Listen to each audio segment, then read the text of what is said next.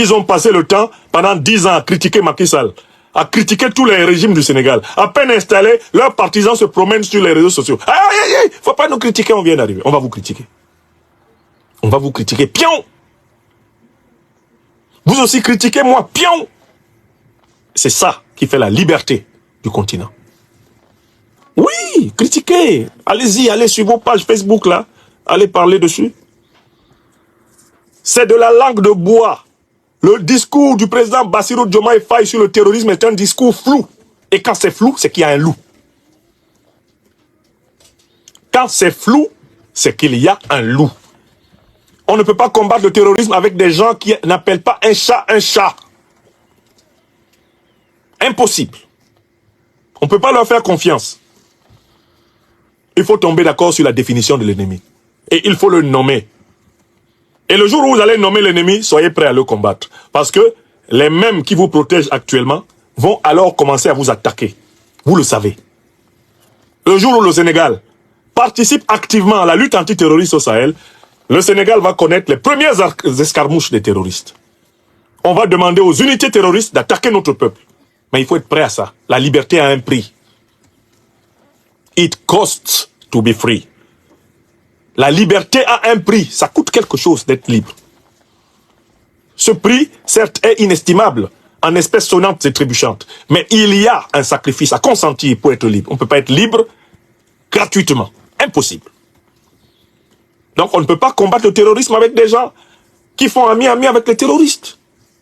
Avec des gens qui caressent les terroristes. Avec des gens qui flattent les puissances terroristes. On ne peut pas combattre en Afrique le terrorisme avec eux. C'est tout.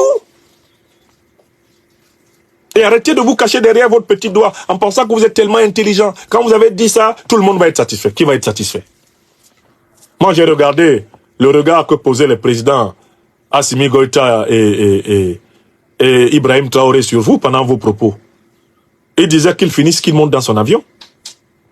Qu'il finisse, qu'il monte dans son avion.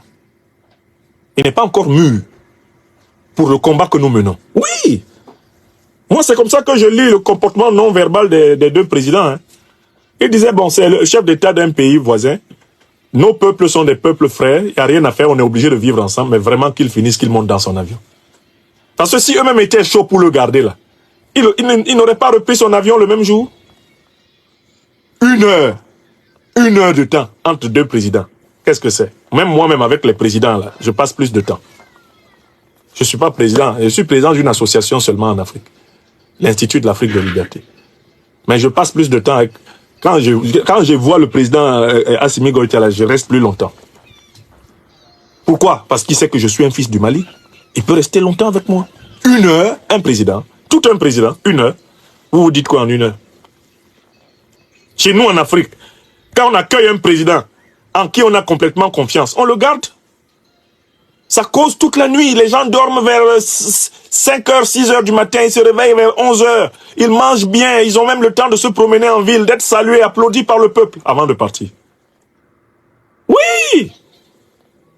Ce n'est pas... On n'est pas pressé là. On a le temps. 1 heure. C'est-à-dire que les présidents Goïta et puis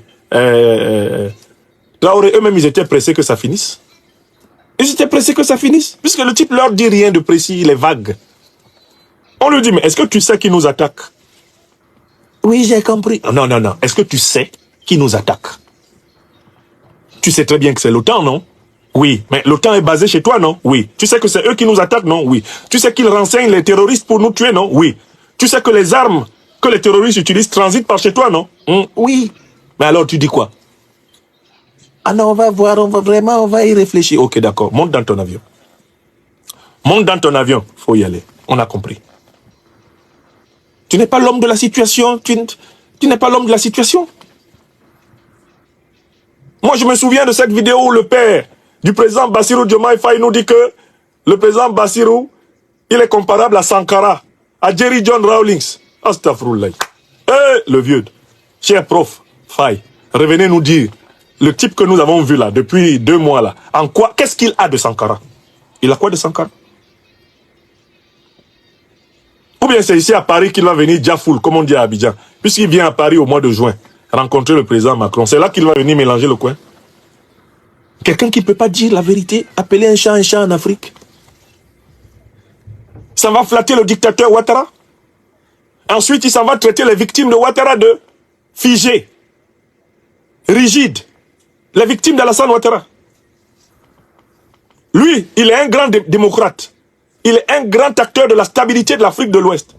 Et puis, ses victimes au Mali, au Burkina et au Niger. Ouattara qui a déclaré la guerre contre le Niger. Lui, il est un grand démocrate. Mais ses victimes sont des gens qui sont figés. Des gens qui sont rigides. Les victimes de Ouattara.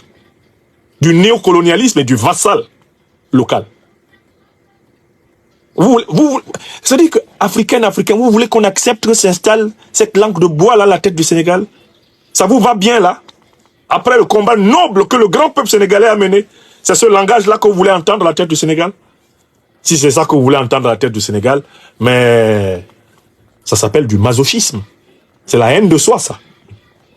Il faut se détester soi-même pour l'encourager à continuer avec ses demi-phrases, ses circonlocutions, ses acrobaties verbales, dans lesquelles on met dans la même marmite les coupables et les victimes. Et puis, dernière partie de son allocution à Ouagadougou, il parle comme si le Burkina était encore membre de la CEDEAO. Il parle du travail qui doit être fait à l'intérieur de la CEDEAO. Mais le Burkina n'est plus membre de la CEDEAO. C'est un manque de respect pour le Burkina. Pourquoi il vient discuter les histoires de la CEDEAO au Burkina? Le Burkina n'est plus membre. Le Mali n'est plus membre. Le Niger n'est plus membre. Mais allez vous entendre sur le fonctionnement de votre CEDEAO entre vous? Qu'est-ce qu'il a à venir exposer au Burkinabé ce qu'il va faire dans la CEDEAO? Qu'est-ce qu'il peut faire? Lui, Bassirou, qu'est-ce qu'il peut faire dans la CEDEAO? Qu'est-ce qu'il peut faire? Puisque la CEDEAO est manipulée par l'OTAN, par le néocolonialisme, elle est manipulée de l'extérieur. Comme dit le président Laurent Gbagbo, on les pistonne. Voilà le geste du président Laurent Gbagbo. Une organisation pistonnée. Pistonnée. Ancien président de la République de Côte d'Ivoire, il dit la CEDEAO, c'est une organisation pistonnée.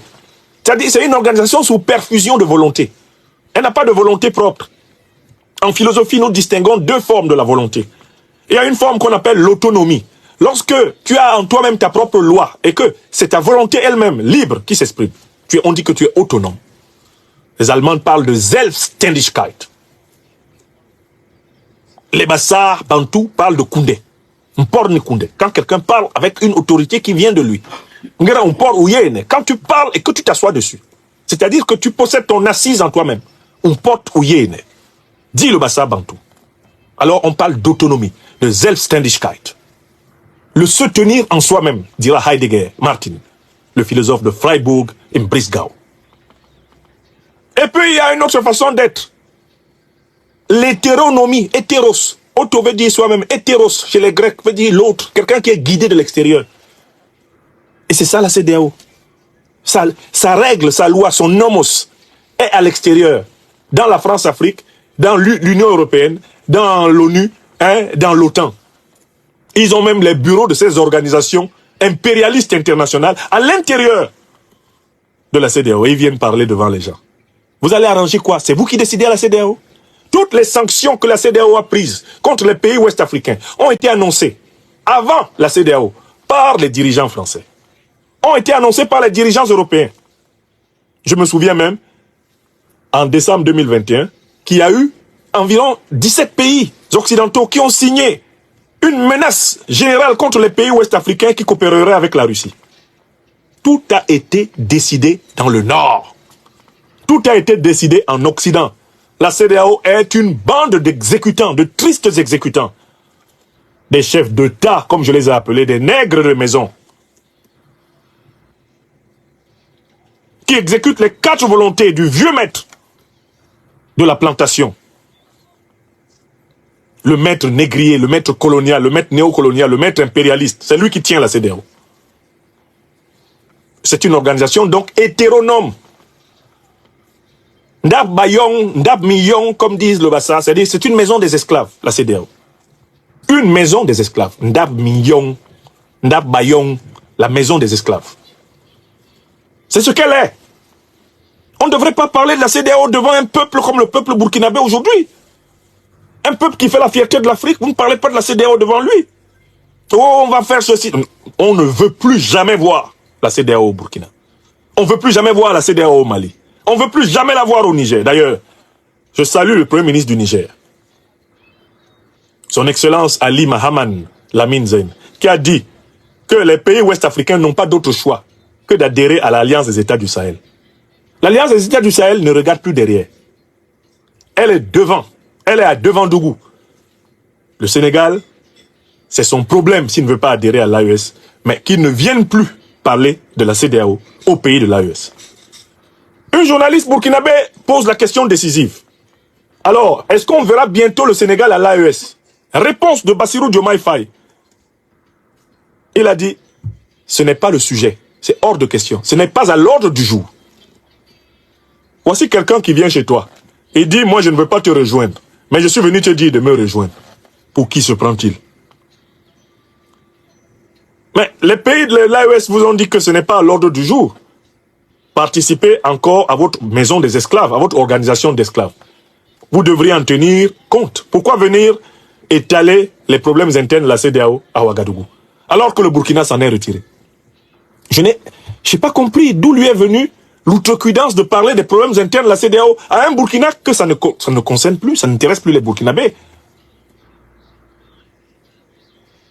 Il dit que l'entrée du Sénégal à l'AES n'est pas à l'ordre du jour. Mais pourquoi le retour du Burkina à la CEDEAO serait à l'ordre du jour? Est-ce qu'il se rend compte de ce qu'il dit? Est-ce qu'il se rend compte que sa réponse à l'offre d'adhésion à l'AES est la réponse de l'AES à son offre de retour à la CEDEAO? Est-ce qu'il se rend compte que ça s'appelle simplement un échange de bons procédés? Pour qui a envie d'aller à la CEDEAO? Les peuples n'en veulent plus. La CEDEAO des peuples, elle n'existe pas. Elle n'a jamais existé. La seule organisation des peuples que nous ayons aujourd'hui en Afrique de l'Ouest s'appelle Alliance des États du Sahel, et bientôt Confédération du Sahel, et bientôt Fédération sahélienne. Cela, les peuples se reconnaissent dedans. Mais faites un sondage au Sénégal. Demandez au peuple sénégalais s'il se reconnaît dans la CEDEAO. Faites un sondage. Au lieu de répondre comme ça, Urbi et Orbi, tenez-vous devant les Sénégalais et dites-leur. Voulez-vous soutenir la CEDEAO? Qui soutenait Macky Sall quand Macky Sall était en train de truander le peuple sénégalais, de massacrer les Sénégalais dans les rues, de maintenir Ousmane Sonko et Bassirou Diomaye Faye en prison sur la base de motifs fallacieux? Est-ce que le peuple sénégalais a oublié le soutien de la CEDEAO à la barbarie de Macky Sall? C'est bien parce que cette barbarie n'a pas encore été clairement traitée au Sénégal qu'il peut se permettre de parler comme ça, le président Bassirou. Ceux qui sont morts pour lui quand il était en prison, morts pour Ousmane Sonko quand il était en prison, comme aucune justice n'a été rendue pour eux, il peut se permettre de passer par perte et profit les crimes de la CEDEAO dans la sous-région. Parce que si déjà Macky Sall répondait de ce qu'il a fait pour empêcher une élection démocratique au Sénégal, peut-être que déjà les dirigeants sénégalais se sentiraient obligés de dénoncer la CEDEAO, de se désolidariser des crimes de la CEDEAO. Mais ils couvrent Macky Sall au Sénégal. Et ils veulent couvrir la CEDEAO dans la sous-région. C'est inacceptable. C'est inacceptable. Il s'agit d'une forfaiture, d'une lâcheté contre les peuples ouest-africains. Je la dénonce. Voilà. Donc, finalement, conclusion de cette émission. Ça fait 1h20 que je vous entretiens. Vous me faites l'honneur d'être plus de 10 000 personnes rassemblées. Plus de 2000 sur TikTok. Pratiquement 1500 sur Facebook. Et près de 8000 maintenant rassemblés sur YouTube. Je viens à la conclusion de cette émission. Je choisis une métaphore littéraire pour illustrer l'attitude du président Bassirou Diomaye Diakhar Faye, le chef de l'État du Sénégal, lors de cette double visite au Mali et au Burkina. Il a incarné le personnage romanesque de Samba Diallo dans l'aventure ambiguë de Cheikh Hamidou Kane. Le nouveau Samba Diallo de la politique sénégalaise, de la politique africaine, c'est lui, Bassirou Diomaye Faye, alias Samba Diallo. Je m'explique. Dans le célèbre roman de notre doyen bien-aimé, Cheikh Hamidou Kane, Samba Diallo est un jeune homme sénégalais qui va suivre des études en France, qui va s'adapter à la civilisation française avant de rentrer en Afrique, au Sénégal. Et il va se retrouver en conflit entre les deux cultures, la culture des maîtres et la culture des esclaves. La culture de l'Occident colonial, impérialiste, et la culture de l'Afrique colonisée, l'Afrique dominée. Et cette culture de l'Afrique dominée conserve en elle sous-jacente la tradition africaine. Le personnage central du grand roman de notre doyen Cheikh Hamidou Kane se retrouve, pour ainsi dire, le cul entre deux chaises, partagé entre la culture du maître et la culture de l'esclave, entre la modernité, ici identifiée avec la civilisation occidentale, et la tradition identifiée avec la civilisation négro-africaine. Samba Diallo meurt faute d'avoir choisi. À partir d'où et de quelle racine, à partir de quelle référence il va construire son discours et sa vie. Il hésite entre être un occidental d'Afrique et être un Africain d'Occident. Il hésite entre ses racines africaines et ses acquis occidentaux. Il hésite entre le fait de lier le bois au bois, c'est-à-dire d'imiter le maître, et le fait de s'enraciner dans l'enseignement de ses plus nobles ancêtres. Et voilà comment, au final, il y a un fou qui tue Samba Diallo. Il finit sa vie comme le principal central, le personnage central du procès de Joseph K. Alors, en notant cette fin tragique, que je ne souhaite surtout pas à mon jeune frère Bassirou Diomaye Faye, et en rappelant que la métaphore que j'utilise ici est une métaphore symbolique, idéologique, Bassirou Diomaye Faye se retrouve exactement dans cette position. Il a le cul entre deux chaises. La CEDEAO néocoloniale, sous le contrôle du néocolonialisme français et de l'impérialisme occidental, l'alliance des États du Sahel qui reflète les aspirations souveraines des peuples africains. Bassirou est assis entre les deux. Et entre les deux, son cœur balance. Il est comme le personnage de la célèbre musique de Daouda, Sentimental. La plus jolie s'appelle Fanta et la plus gentille c'est Amina. Entre les deux, mon cœur balance et ça rebalance. Oh Fanta, oh Amina, oh Fanta, oh Amina. Vous connaissez la chanson? Bassirou chante. La plus jolie, c'est CEDEAO, et la plus gentille, c'est AES. Entre les deux, mon cœur balance, ça rebalance. Oh, CEDEAO, oh AES, oh CEDEAO, oh AES. Voilà la nouvelle danse de Bassirou. Il se lève le matin, il dit un mot, AES, il dit un mot, CEDEAO. Un coup, un coup. L'homme est dans une aventure ambiguë entre le néocolonialisme et l'anticolonialisme, entre le panafricanisme et le nationalisme impérialiste, le nationalisme instrumental. Il est à cheval entre une posture de combattant de la liberté et une posture de négociant de la vassalité. Bassirou Diomaye Faye devient insaisissable. L'homme est dans une aventure ambiguë. L'aventure ambiguë de Bassirou. Bassirou, le Samba Diallo de la politique africaine, de la politique sénégalaise. Voilà ce que nous voyons. Que cela vous plaise ou pas, c'est ce qu'il fait. Il va chez Ouattara, il le traite de grand démocrate. Après, il va chez les victimes de Ouattara, il les traite de grands résilients. Astaghfirullah. Hein? Le Mali est résilient. Le Burkina est résilient. Tu les félicites pour ça. Ensuite, tu as félicité celui qui les persécute. Ouattara Draman, au nom de la France-Afrique. Donc, le bourreau est bon, mais la victime aussi. Bravo, Bassirou. Ça faisait longtemps qu'on n'avait pas vu ça. Alassane Dramane Ouattara est un grand acteur de la stabilité en Afrique de l'Ouest. Tu traverses la frontière, tu vas voir ceux qu'Alassane Ouattara a cherché à déstabiliser.